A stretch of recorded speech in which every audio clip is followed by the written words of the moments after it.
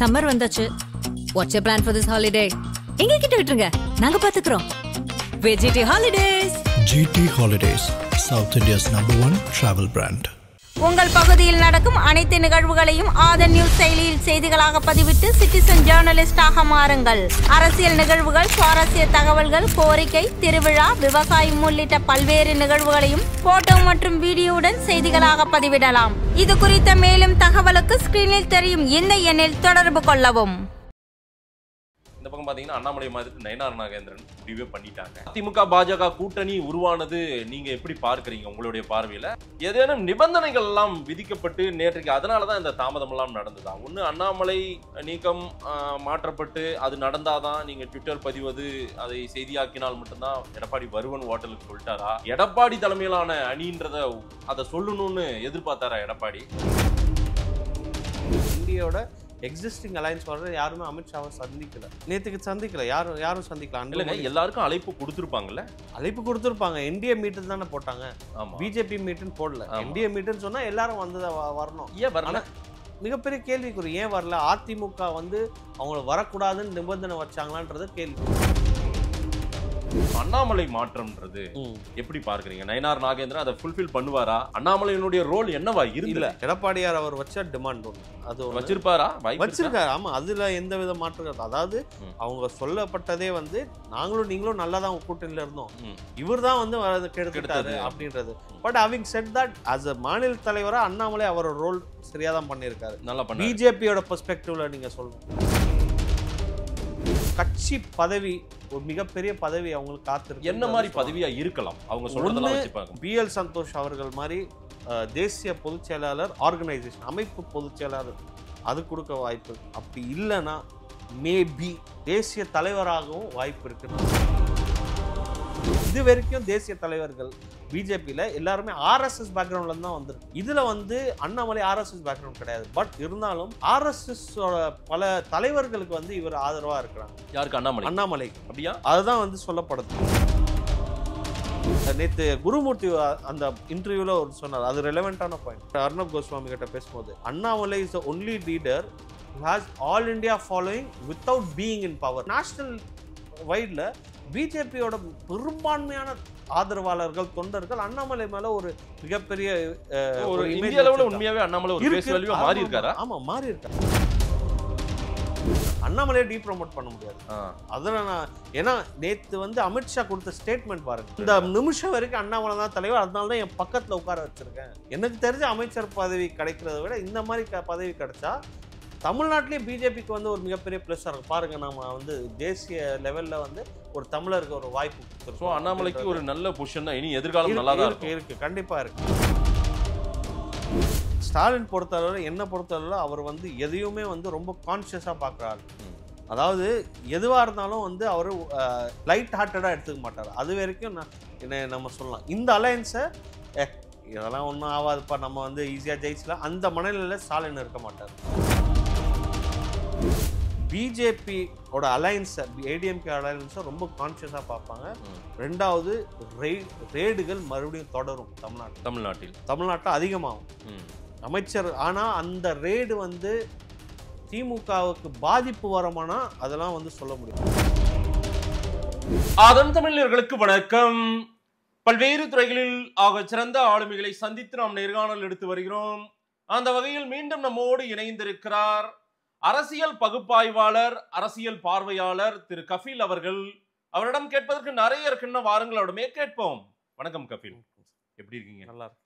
கபில், நேற்றைக்கு நடந்த அரசியல் டெவலப்மெண்ட்ஸ், தமிழ்நாட்டினுடைய முக்கியமான அரசியல், அமித்ஷாவினுடைய தமிழக வருகை, அந்த விஜயத்தின் வாயிலாக நேற்றைக்கு நடந்த பரபரப்பான காட்சிகள்.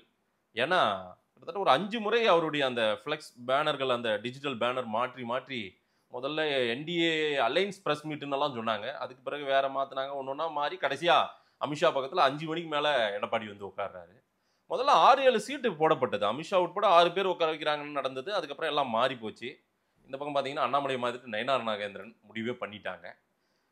அதிமுக பாஜக கூட்டணி உருவானது நீங்க எப்படி பார்க்கறீங்க? உங்களுடைய பார்வையில அதுல ரொம்ப முக்கியமான கேள்வி, ஏதேனும் நிபந்தனைகள் எல்லாம் விதிக்கப்பட்டு நேற்றைக்கு அதனாலதான் இந்த தாமதம் எல்லாம் நடந்ததா? ஒண்ணு அண்ணாமலை நீக்கம் மாற்றப்பட்டு அது நடந்தாதான் நீங்க ட்விட்டர் பதிவது அதை செய்தியாக்கினால் மட்டும்தான் எடப்பாடி வருவன் ஹோட்டலுக்கு சொல்லிட்டாரா?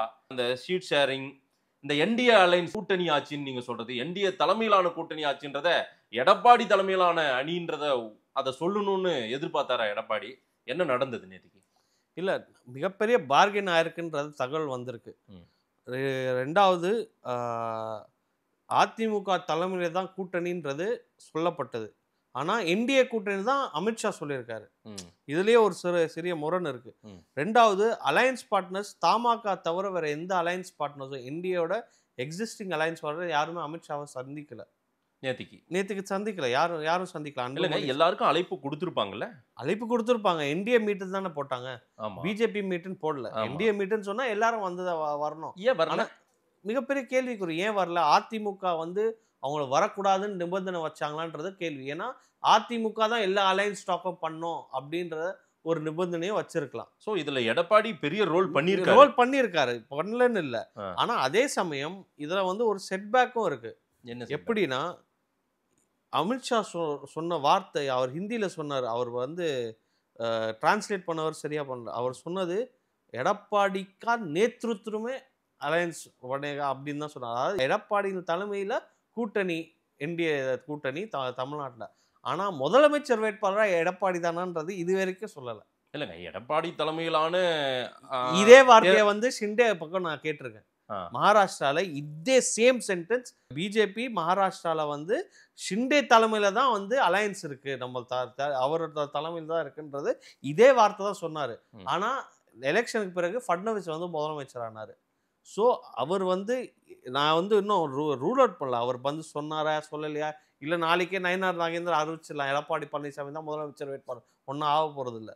ஸோ இது வந்து ஒரு மிகப்பெரிய ஒரு, நீங்க அந்த மகாராஷ்டிரா கண்ணுக்குள்ள வந்து போகுது. ஆமா, எனக்கு அது ஏன்னா நான் வந்து வெறும் தமிழ்நாடு பாலிடிக்ஸ் மட்டும் பார்க்கறது இல்லை, ஒட்டுமொத்த இந்தியன் பாலிடிக்ஸை நான் ஃபாலோ பண்றதால எனக்கு அது வந்து வந்துட்டு தான் போகுது. ஒரு சிம்டம்ஸ் தெரியுது. ஆமா, சிம்டம்ஸ் தெரியுது. அதே அதிமுகவை நம்ம அப்படி அசால்ட்டாக எடை போட முடியாது. அதே சமயம் எடப்பாடி பழனிசாமி வந்து இது முழு மனசோட இந்த அலையன்ஸ் ஃபார்ம் பண்ணாரா, அல்லது அவருக்கு ஏதாவது நிர்பந்தம் இருந்ததா அப்படின்ற ஒரு கேள்வி இருக்கு. ஏன்னா இவங்க வந்து தொடர்ந்து சொல்லிட்டு இருந்தது 2024 கிடையாது, 2026 24 எலெக்ஷனுக்கு அப்புறமும் அதான் சொன்னாங்க.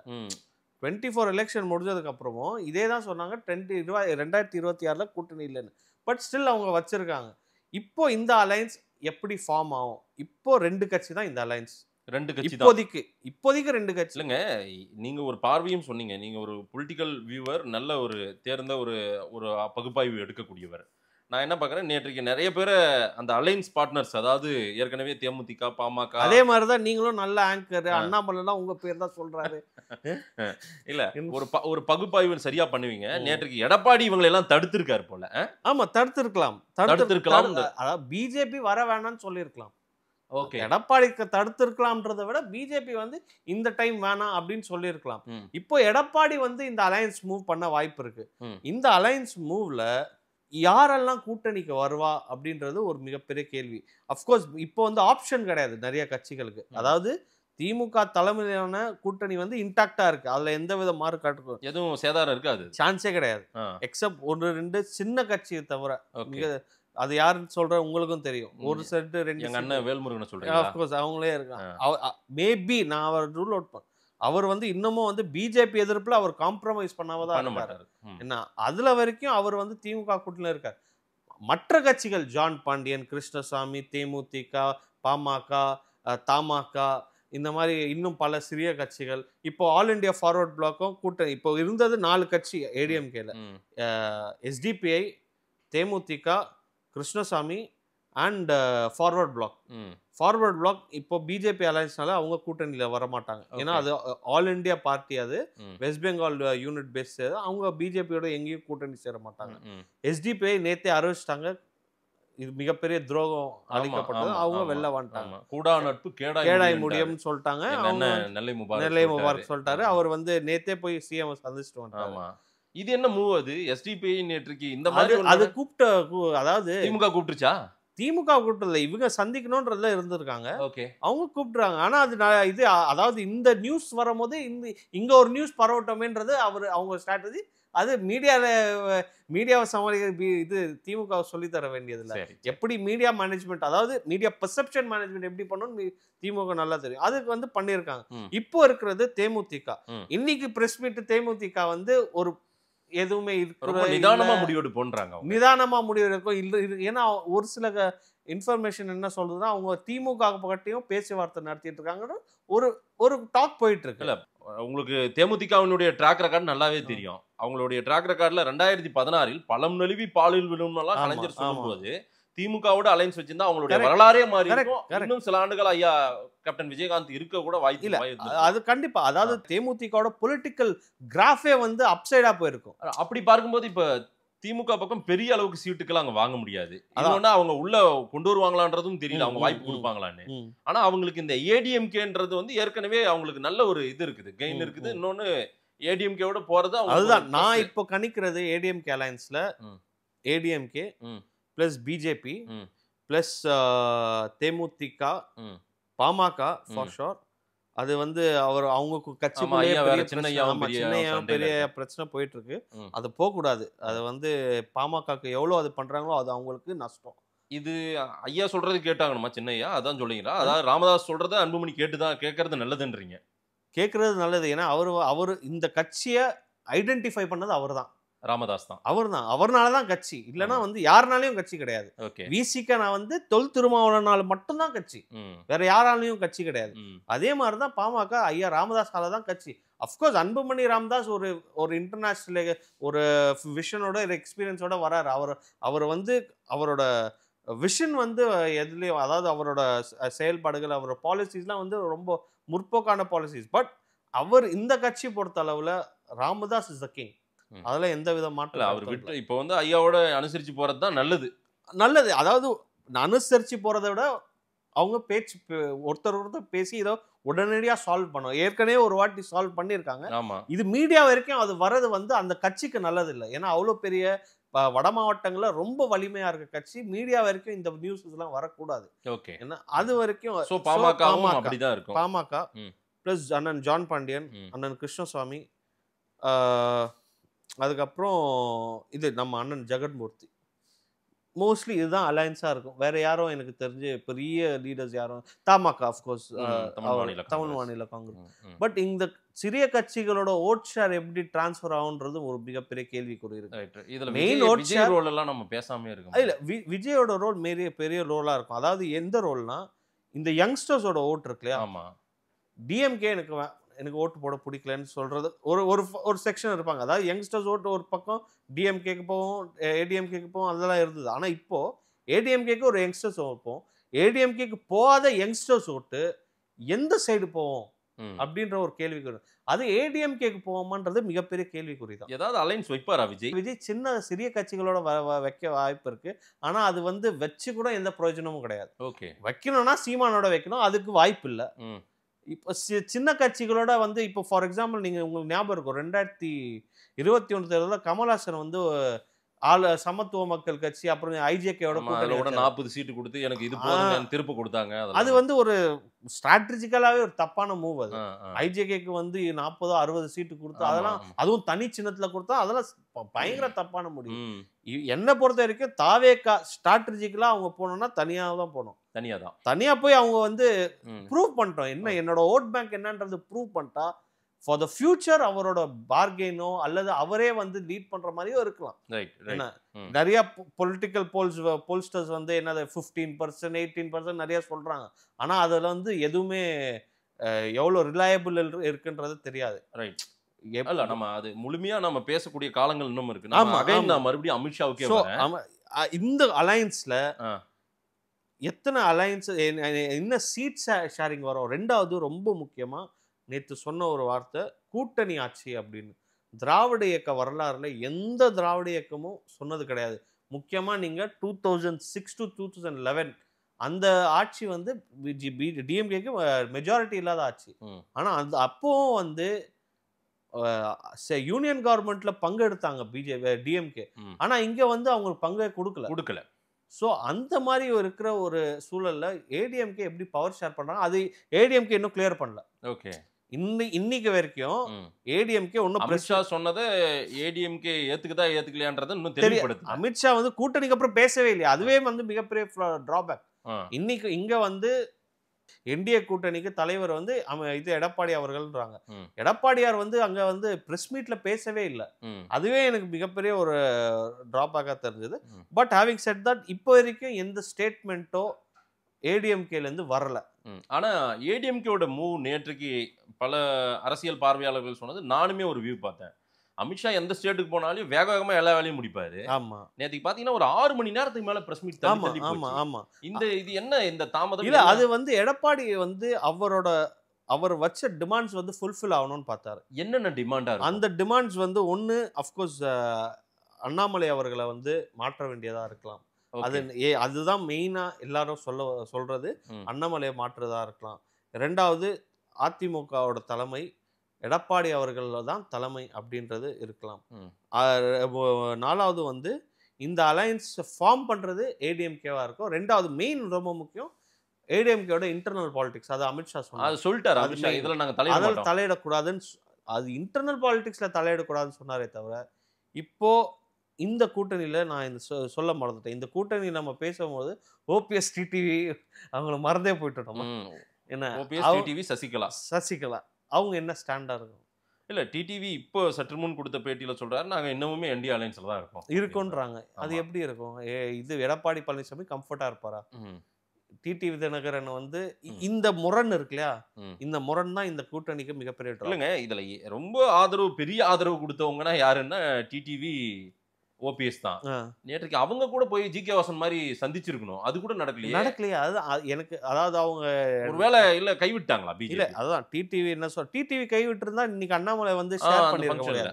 உங்களை பத்தி எல்லாம் பேசும்போது வந்து அந்த நேரத்துல இருக்காரு மேடையில பக்கத்துல, அண்ணாமலை பக்கத்துல. அப்பனா ஏன் இருக்கிறாரு? டிடிவிக்கு இன்னும் ஹோல்டு இருக்குது. இன்னும் ஓபிஎஸ் தான். ஓபிஎஸ் ஏன்னா டிடிவியோட ஒரு விஷயம் என்னன்னா, அவர் தனி கட்சி. ஆமா, அவரை இப்போ வந்து அதிமுகவை கிளைம் பண்ணல. ஆமா, அவர் தனி கட்சியா இருக்கு, மக்கள் முன்னேற்ற கழகம். சோ ஆனா ஓபிஎஸ் அது கிடையாது, கட்சி இல்ல. இப்போ நேத்துல இருந்து நியூஸ் வருது ஓபிஎஸ் தனி கட்சி ஆரம்பிக்கலாம், அம்மா பேர்ல எம்ஜிஆர் பேர்ல கட்சி இருக்கலாம் அப்படின்றாங்க. அதுக்கு எவ்வளவு ஹோல்டு இருக்கும்? பட் என்ன பொறுத்த வரைக்கும் இது ஏடிஎம்கேக்கு வந்து இது வந்து எடப்பாடி ரொம்ப கேர்ஃபுல்லா இருக்கும். அது ஓப்பனா சொல்றோம், கேர்ஃபுல்லா இருக்கும், ரொம்ப கேர்ஃபுல்லா இருக்கணும். ஏன்னா பிஜேபியோட வரலாறு எனக்கு தெரியும்.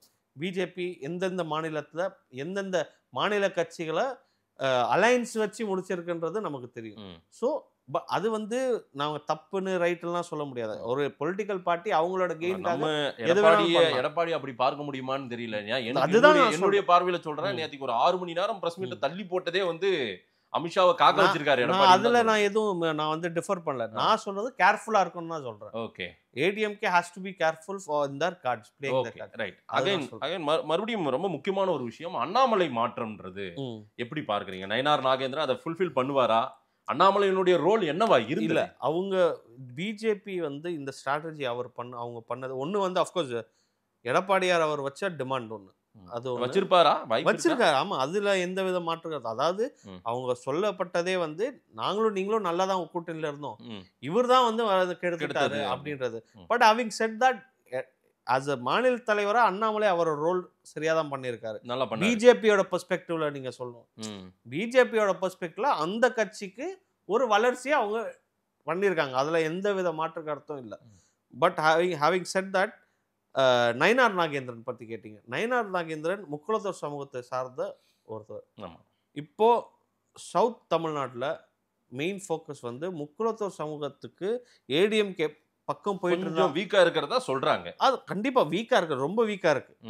அந்த ஓட்டர்ஸை கார்னர் பண்றதுக்கு முக்குளத்தூர், கிருஷ்ணசுவாமி அண்ட் ஜான் பாண்டியன் மூலமாக தேவேந்திர குல வேளாளர் அந்த சமூகம், ரெண்டாவது பிஜேபியில் இருக்கிற நாடார் சமூக தலைவர்கள் மூலமா அந்த 3 கம்யூனிட்டி சேர்ந்தா வந்து ஒரு மிகப்பெரிய ஃபோர்ஸ் தென் தமிழ்நாடு, இது சவுத் தமிழ்நாட்டில். அதை வந்து அவங்க எப்படி அவங்க மேனேஜ் பண்ண போறாங்க, அதுதான் அவங்களோட ஸ்ட்ராட்டஜி, பிஜேபியோட ஸ்ட்ராட்டஜி. இங்க வந்து நார்த்ல வந்து எடப்பாடி, அண்ணாமலை பிஜேபியில தான் இருக்காரு, கொங்கு வேளாளர் சமூகத்தோட அடிப்படையில, பிளஸ் அருந்ததியர் சமூகம் நம்ம அண்ணன் எல்முருகனோட அதுல வந்து ஒரு கால்குலேஷன் அவங்க பண்றாங்க. சவுத்ல இந்த கால்குலேஷன் பண்றாங்க. இந்த கால்குலேஷன் அவங்களுக்கு எவ்வளோ அவங்களுக்கு வந்து சோ அரித்மெட்டிக்கா நிறைய கால்குலேஷன் போட்டு தான் பண்ணிடுறாங்க. நயனாரை கொண்டு வந்திருக்காங்க. ஆமா. ஸோ நயினார் பொறுத்த அளவில் அவர் வந்து அதிமுகவோட பேச்சுவார்த்தை நடத்துறதுக்கு ரொம்ப ஈஸியான நாள். ஏன்னா அங்கேருந்து வந்தவர், அவர் வந்து திராவிட நேத்து இரவு கொடுத்த பேட்டியிலேயே நான் பார்த்தேன், அருமை அண்ணன் எடப்பாடியார் ஆமா. ஸோ அவர் வந்து எடப்பாடியோட கொஞ்சம் ஈஸியா மிங்கிள் ஆகிற ஒரு ஜெல் ஆயிடுவாங்க, ரெண்டு பேரும் ஜெல் ஆயிடுவாரு. ஆனா அதுக்காக பிஜேபியோட வளர்ச்சி எந்த மாதிரி இருக்குன்றது மிகப்பெரிய கொஸ்டின் தான். ஓகே, இது அண்ணாமலை ரோல் அடுத்து என்னவா இருக்க போகுது? இதுல வந்து வச்சிருக்காங்க, இதுல வந்து 3 ஸ்டேட்மெண்ட் நான் வந்து நேத்து ரொம்ப நல்லா கவனிக்கும்.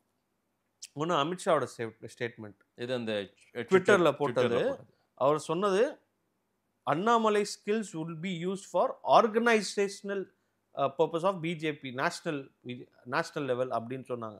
அவர் வந்து பொலிட்டிக்கல் சொல்லலை, அல்லது அவர் கவர்னன்ஸும் சொல்லலை, ஆர்கனைசேஷன் ஸ்பெசிஃபிக்காக சொல்லியிருக்காரு. இதே விஷயம் பிஎல் சந்தோஷ் வந்து அதை ரீட்வீட் பண்ணி அதையும் அவரும் அதே வார்த்தை யூஸ் பண்றாரு. நேற்று அர்ணப் கோஸ்வாமியோட குருமூர்த்தி பேசும்போது அண்ணாமலையை பத்தி அர்ணப் கோஸ்வாமி கேட்கும்போது குருமூர்த்தி சொல்றாரு, அவருக்கு he has a very bigger role in national wise with a connection with Tamil Nadu politics அப்படின்னு தான் சொல்றாரு. which means அவர் அமைச்சர் ஆக போறது இல்லைன்றது என்னோட கணிப்பு. மத்திய அமைச்சர் அந்த மாதிரி கிடையாது. அவர் ஆர்கனைசேஷன் அதாவது கட்சி பதவி, ஒரு மிகப்பெரிய பதவி அவங்களுக்கு காத்திருக்கு. என்ன மாதிரி பதவியா இருக்கலாம் அவங்க சொல்றதெல்லாம் வச்சு பார்க்கும்போது? எனக்கு வந்து நான் ஒரு என்னது கெஸ்ஸா தான் அனுமானிக்கிறீங்க அவ்வளவுதான். ஒன்னு பிஎல் சந்தோஷ் அவர்கள் மாதிரி தேசிய பொதுச் செயலாளர், ஆர்கனைசேஷன் அமைப்பு பொதுச் செயலாளர் அது கொடுக்க வாய்ப்பு. அப்படி இல்லைன்னா மேபி தேசிய தலைவராகவும் வாய்ப்பு இருக்குன்றது என்னோட ஒரு கெஸ். காரணம் ஏன்னா அதுல வந்து நான் தவறாகவும் இருக்கலாம். ஏன்னா இது வரைக்கும் தேசிய தலைவர்கள் பிஜேபியில எல்லாருமே ஆர்எஸ்எஸ் பேக்ரவுண்ட்ல இருந்து தான் வந்துருக்கு. இவர் வந்து ஆர்எஸ்எஸ் பேக்ரவுண்ட் கிடையாது. ஏன்னா வெங்கையா நாயுடு எடுத்துங்க, நம்ம தமிழ்நாட்டில் இருந்து ஒரு தலைவர் இருந்தார் ஜனா கிருஷ்ணமூர்த்தி, அவர் இருக்கட்டும், நம்ம இது ஆந்திரால இருந்து ஒரு தலைவர் இருந்தாரு, அவர் பேர் அவரா இருக்கட்டும், நிறைய பேர் வந்து நிதின் கட்கரி, இவங்க எல்லாருமே ஆர்எஸ்எஸ் பேக்ரவுண்ட்ல இருந்து வந்தவங்க. இதுல வந்து அண்ணாமலை ஆர்எஸ்எஸ் பேக்ரவுண்ட் கிடையாது. பட் இருந்தாலும் ஆர்எஸ்எஸ் பல தலைவர்களுக்கு வந்து இவர் ஆதரவா இருக்கிறாங்க. யாருக்கு? அண்ணாமலைக்கு. அப்படியா? அதுதான் வந்து சொல்லப்படுது. அதாவது ஆர்எஸ்எஸ்ல இருக்க நிறைய சீனியர் மோஸ்ட் லீடர்ஸ், அதாவது கர்நாடகாவை சார்ந்த லீடர்ஸ் வந்து முக்கியமா நீங்க அவர் கர்நாடகாவில் வந்து அவர் பணியில இருந்தாலும் நிறைய தலைவர்கள் அங்க வந்து சீனியர் மோஸ்ட் கரெக்ட். அவர் இப்ப மோகன் பகவத் வந்து மாறினார் அந்த பொசிஷனுக்கு அடுத்து அவர் பிளஸ் பிஎல் சந்தோஷ்லாம் இவரோட சிஷ்ய புள்ள மாதிரி சொல்றாரு. சோ அவர்லாம் வந்து இவரோட மாநில தலைவரா வரதுக்கே மிகப்பெரிய உதவியா இருந்தாங்க. சோ அண்ணாமலை ஒரு அளவுக்கு ஒரு வேலை எடுத்துட்டு வந்தா, நான் வந்து இதை வந்து ஒரு ஸ்ட்ராட்டஜிக்கல் பெர்ஸ்பெக்டிவ்ல ஒரு கெஸ்ஸா தான் நான் சொல்றேன். எடுத்துட்டு வந்தா பிஜேபிக்கு என்னென்ன லாபம்? ஒன்னு, அண்ணாமலை ஓபிசி, ஓபிசி. ரெண்டாவது, ராகுல் காந்தியை கவுண்டர் பண்றதுக்கு சரியான ஆள் அண்ணாமலை நேஷனல் லெவல்ல. ஏன்னா அஃப்கோர்ஸ் ராகுல் காந்தி வந்து ஒரு நேஷனல், அதுல எந்த மாற்றம், அவரு இப்போ எடுத்துட்டு இருக்க பாலிடிக்ஸ், ஓபிசி, பகுஜன் அந்த அரசியல், ரெண்டாவது யங்ஸ்டர்ஸ் பக்கம் அவர் போய் சேருது. சோஷியல் மீடியால யங்ஸ்டர்ஸ் மூலமா இப்போ நிறைய பெனட்ரேட் ஆயிட்டு இருக்காரு. அவரோட கண்டென்ட் நிறைய பெனட்ரேட். அந்த விஷயத்தை அண்ணாமலை வச்சு அவர் கண்ட்ரோல் பண்ணலாம். சோ ராகுல உடைக்கணும்னா அண்ணாமலையை வச்சு கண்ட்ரோல் பண்ணலாம். ரெண்டாவது, அவருக்கு ஹிந்தி தெரியும், கன்னடா தெரியும், தமிழ் தெரியும், இங்கிலீஷ் ரொம்ப நல்லாவே தெரியும். ரெண்டாவது, நேத்து குருமூர்த்தி அந்த இன்டர்வியூல ஒரு சொன்னார், அது ரெலவெண்டான பாயிண்ட். அர்ணப் கோஸ்வாமி கிட்ட பேசும்போது, Annamalai is the only leader who has all India following without being in power. அதாவது அண்ணாமலை வந்து பவர்ல, அதாவது எந்த ஆட்சி பொறுப்புலையும் இல்லாமலேயே இந்தியா முழுக்க ஒரு மிகப்பெரிய ஃபாலோயிங் இருக்கிறது. அதாவது தமிழ்நாட்டில் எப்படின்றது தெரியாது. தமிழ்நாட்டில் பாஜக தொண்டர்கள் கிட்ட அவருக்கு ஃபாலோயிங் இருக்கு. தமிழ்நாடு முழுக்க ஃபாலோயிங் இருக்கான்னா அவருக்கு நிறைய கிரிட்டிசைஸ் பண்றது. ஆனா அதுவே வந்து நேஷனல் வைட்ல பிஜேபியோட பெரும்பான்மையான ஆதரவாளர்கள், தொண்டர்கள் அண்ணாமலை மேல ஒரு மிகப்பெரிய ஒரு இந்திய அளவுல உண்மையாவே அண்ணாமலை ஒரு ஃபேஸ் வேல்யூவா மாறி இருக்காரா? ஆமா, மாறி இருக்காரு. அதுல எந்த வித எப்படி, எந்த அடிப்படையில மாறினாரு? ரொம்ப முக்கியமா பிஜேபி ஆர்எஸ்எஸ் சிந்தனை உள்ளவர்கள் அண்ணாமலையை ஒரு ஹோப்பா தான் பாக்குறாங்க. ஓகே, அது நிறைய நேஷனல் மீடியால எல்லாம் நிறைய பேர் வந்து ஆர்எஸ்எஸ் ஆதரவாளர்களா, ஆர்எஸ்எஸ் ஓட நிறைய பேர் இருப்பாங்களே, அவங்க எல்லாருமே அண்ணாமலைய ஒரு பாசிட்டிவ் ஃபோர்ஸா தான் பாக்குறாங்க. ஓகே. ஒரு ஜென்யூன் ஆளா தான் அந்த கட்சிக்கு அந்த கொள்கைக்கு சார்ந்தவரா பாக்குறாங்க. இது ஒரு டீ ப்ரமோஷன் மாதிரி எல்லாம் பண்ண முடியாது. அப்படி இல்ல எல்லாம் பார்க்க டீ முடியாது. ப்ரமோஷன் ஒரு விஷயம் சொல்றேன். அண்ணாமலையை டீ ப்ரமோட் பண்ண முடியாது. அதுல நான் ஏன்னா நேத்து வந்து அமித்ஷா கொடுத்த ஸ்டேட்மெண்ட் பாருங்க. இந்த நிமிஷம் வரைக்கும் அண்ணாமலை தான் தலைவர். இந்த நிமிஷம் வரைக்கும் அண்ணாமலை தான் தலைவர். அதனால தான் என் பக்கத்துல உட்கார வச்சிருக்கேன். அவர் சொன்ன ஹிந்தியில அவர் சொன்ன ஸ்டேட்மெண்ட், इसलिए मैं उनको मेरे बगल में बिठा रहा हूं அப்படின்னு சொன்னாரு. பக்கத்துல உட்கார வச்சிருக்கேன் அப்படின்னு சொன்னாரு. ஸோ அண்ணாமலையை டீ ப்ரமோட்லாம் பண்ண மாட்டாங்க. மிகப்பெரிய பதவி அப்படின்னு எல்லாருமே அதுதான் சொல்றாங்க. மிகப்பெரிய பதவி மிகப்பெரிய பதவி. ஆனா அமைச்சர் பதவின்னு யாரும் சொல்ல மாட்டாங்க. எனக்கு தெரிஞ்ச அமைச்சர் பதவி கிடைக்கிறத விட இந்த மாதிரி பதவி கிடைச்சா தமிழ்நாட்டிலேயே பிஜேபிக்கு வந்து ஒரு மிகப்பெரிய பிளஸ் இருக்கும். பாருங்க, நம்ம வந்து தேசிய லெவல்ல வந்து ஒரு தமிழருக்கு ஒரு வாய்ப்பு கொடுத்துருக்கோம். அண்ணாமலைக்கு ஒரு நல்ல பொசிஷன் தான். இனி எதிர்காலம் நல்லா தான் இருக்கு கண்டிப்பா இருக்கு. ஸோ இது வந்து அந்த கட்சிக்கும் ஒரு மிகப்பெரிய பூஸ்ட் கிடைக்கலாம். நேஷனல் லெவல்லே ஒரு சவுத் இந்தியன் ஆளை ஒரு ரெப்ரசென்ட் பண்றாங்க.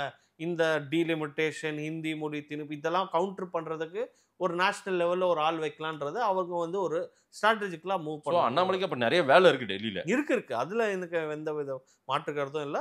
Annamalai is gonna stay for, அதாவது ரெலவெண்டா இருப்பார். அது எனக்கு தெரியும். அவர் வந்து ஜெயிப்பாரா இல்லையா, அவரை வந்து அரசியல்ல வந்து இன்னும் வந்து உயரத்துக்கு போவாரெல்லாம் தெரியாது.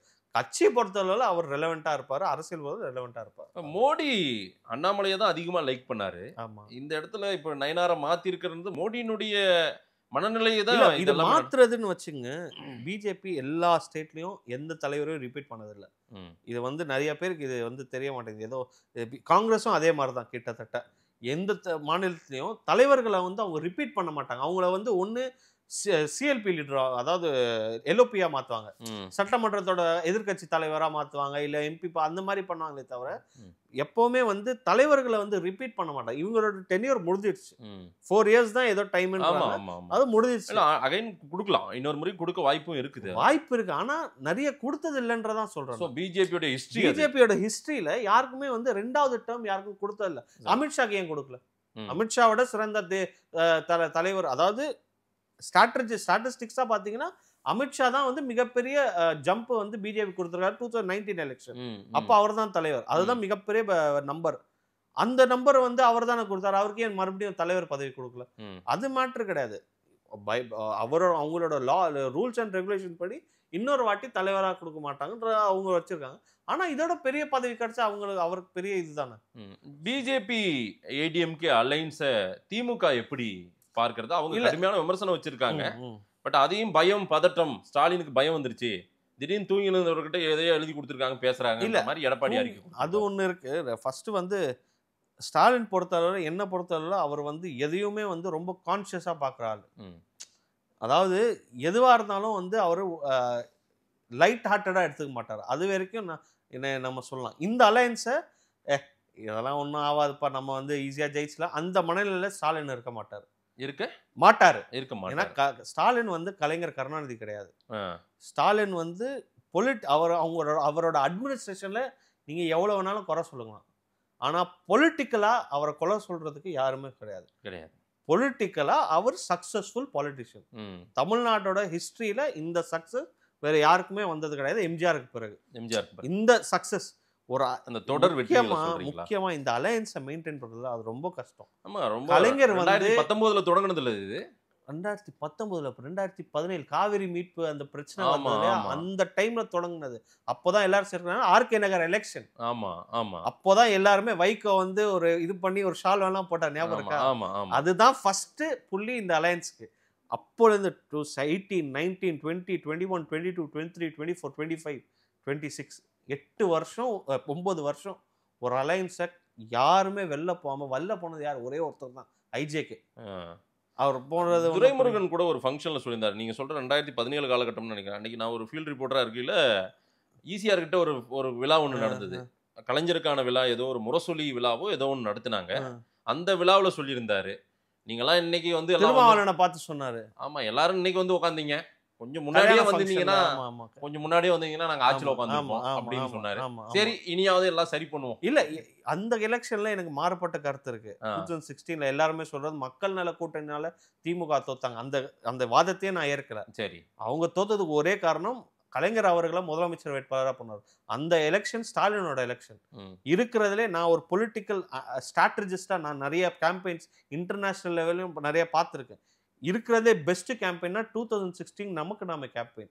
அது சபரீஷனும் சுனில் தான் சேர்ந்து பண்ணாதான் சொல்லலாம். இருக்கிறதே பெஸ்ட் கேம்பெயின் நமக்கு நாம. 234 தொகுதியை சுத்தினார் அவர். அதுதான் பெஸ்ட் கேம்பெயின். பட் அதை தாண்டி இப்போ இருக்கிற சூழல்ல பிஜேபியோட அலையன்ஸ், ஏடிஎம்கே அலையன்ஸை ரொம்ப கான்சியஸாக பார்ப்பாங்க. ரெண்டாவது ரெய்டுகள் மறுபடியும் தொடரும் தமிழ்நாட்டில் அதிகமாகும் அமைச்சர். ஆனால் அந்த ரெய்டு வந்து திமுகவுக்கு பாதிப்பு வரமானா அதெல்லாம் வந்து சொல்ல முடியாது. ஏன்னா சிம்பத்தி ஆயிடுமா? ஹைகோர்ட்ல கன்விக்ஷன் பெற்று பெயில்ல மறுபடியும் வெளில வந்து அவங்களே முதலமைச்சருக்காக நாடு தமிழ்நாடு. அம்மையார் ஜெயலலிதா சொல்றீங்க? அம்மையார் ஜெயலலிதா. ஏன்னா மக்கள் வந்து சிம்பத்தியா தான் பார்த்தாங்க. இது அரவிந்த் கெஜ்ரிவாலுக்கு அப்படி நடக்காம போயிடுச்சு. ஹேமந்த் சோரனுக்கு நடந்துச்சு. ஓகே, அதே எலெக்ஷன் தான் ஹேமந்த் சோரனுக்கு நடந்துச்சு. அரவிந்த் கெஜ்ரிவால். திமுகவுக்கு ஏகப்பட்ட இப்போ பிரச்சனைகள் இருக்கு. அதுல ரொம்ப உஷாரா இருக்கணும். அதே சமயம் இந்த ஸ்பீச்சஸ் கான்ட்ரோவர்சிலாம் இருக்கு பாருங்க, பொன்முடி பேசுறதா, இதெல்லாம் வந்து உடனடியா வந்து இவங்க பண்ண நல்ல ஸ்டெப்பு தான். இன்னும் மிகப்பெரிய ஸ்டெப் எடுத்தா இன்னும் வந்து அவர் பாராட்டு கிடைச்சிருக்கும். பட் இதுவே இன்றைய காலகட்டத்தில் பெரிய ஸ்டெப். திமுகல வந்து இந்த ஆக்ஷன் எடுக்கிறது ரொம்ப ரேர். இந்த பேசுறவங்க எல்லாம் கொஞ்சம் நிறுத்த சொல்லணும் ஐயா ஸ்டாலின். அவர் இப்ப அதுதான் ஸ்டேட்மெண்ட் கொடுத்திருக்காரு இல்லையா? இதுதான் மிகப்பெரிய ஸ்டேட்மெண்ட். கட்சி துணை. ஏன்னா ஐயா பொன்முடி அவர்கள் வந்து மிகப்பெரிய, அதாவது க்ளோசஸ்ட் ஃப்ரெண்ட்னா என்ன, மிகப்பெரிய நெருங்கிய நண்பர். அவரை வந்து தூக்குற அளவுக்கு அவருக்கு ஒரு இது இருக்குன்னா அது வந்து ஒரு ஸ்டேட்மெண்ட். யாரா இருந்தாலும் இதுதான் கதி. துரைமுருகன் அவர்களை வந்து மன்னிப்பு கேட்க வைக்கிறாரு. வருத்தம் தெரிவிக்க வச்சாங்க. அவர் வந்து கலைஞரோட பெட் அவரே வந்து மன்னிப்பு கேட்க வைக்கிறாருன்னா இது மூலமா ஒரு ஸ்டேட்மெண்ட் கொடுக்குறாரு. நீ யாரா வேணாலும் நீ இரு, நான் வச்சுதான். அதாவது நான் வந்து எப்படி பாக்குறேன்னா, இன்றைய இருக்கிற திமுக அதிமுகவை, இன்றைக்கு இருக்க திமுக வந்து அன்றைய அதிமுகவை பார்க்குறேன்.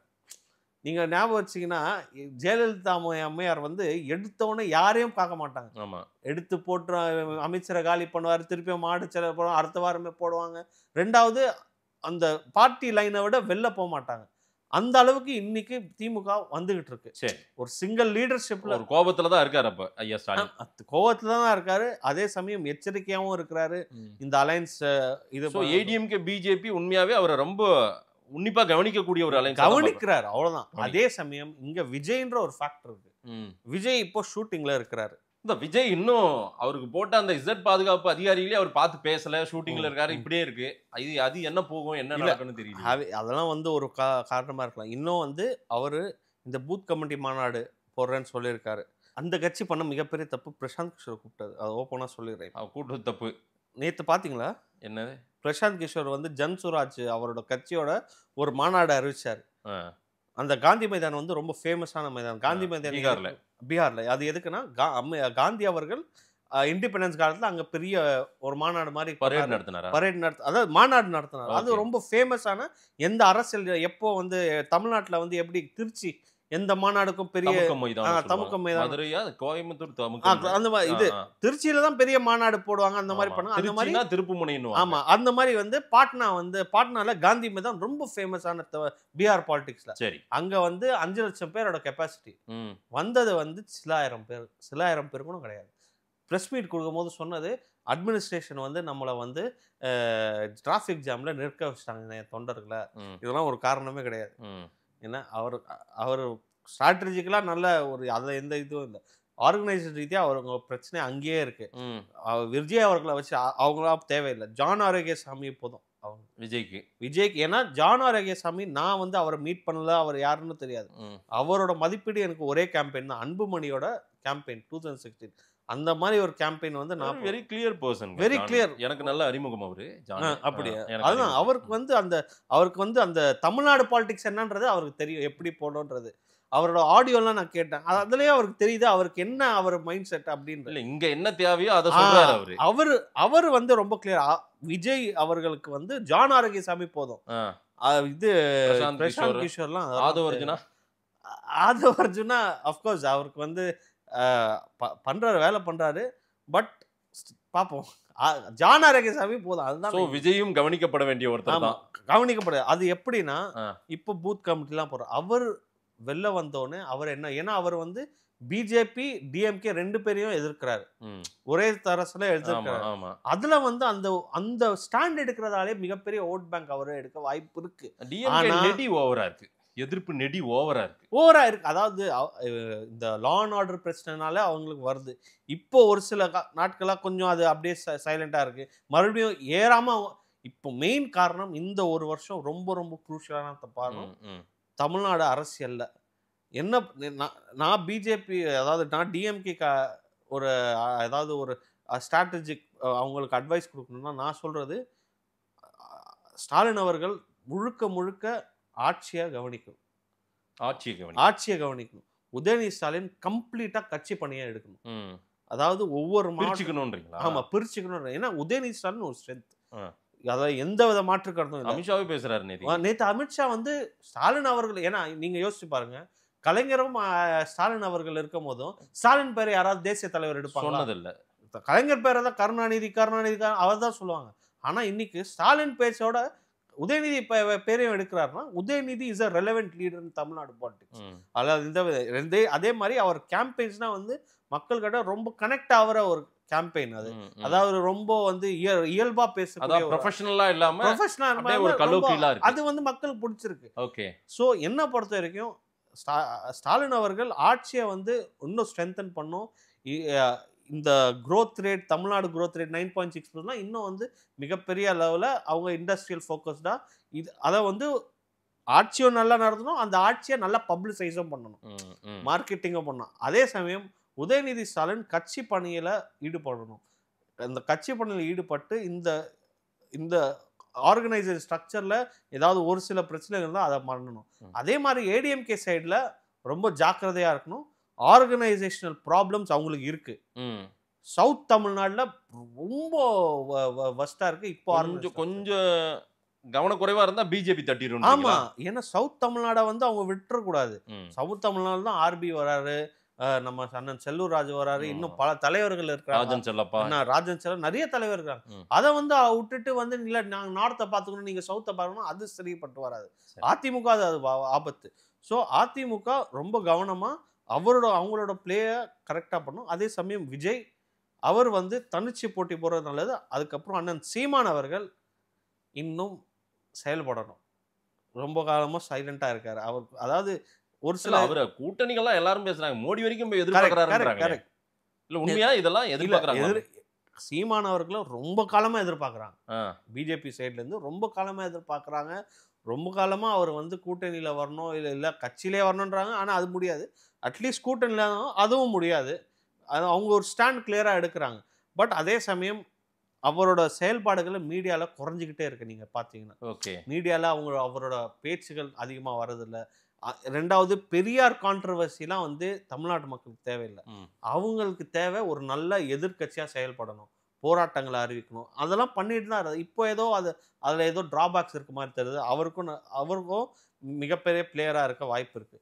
ஸோ இந்த பல டைமென்ஷன் இப்போ வரைக்கும் 5 முனை போட்டியா இருந்தது 4 முனையா ஆயிருக்கு. இப்போ 4 முனை 3 முனையா ஆகுமான்றது மிகப்பெரிய கேள்விக்குறி. பார்க்கலாம். நிறைய விஷயங்கள் நீங்க சொல்லியிருக்கீங்க. மக்கள் என்ன சொல்றாங்கன்னு பார்க்கலாம். நேரில் வந்து நேரம் கொடுத்து பேசினதுக்கு நன்றி கஃபீல். நன்றி.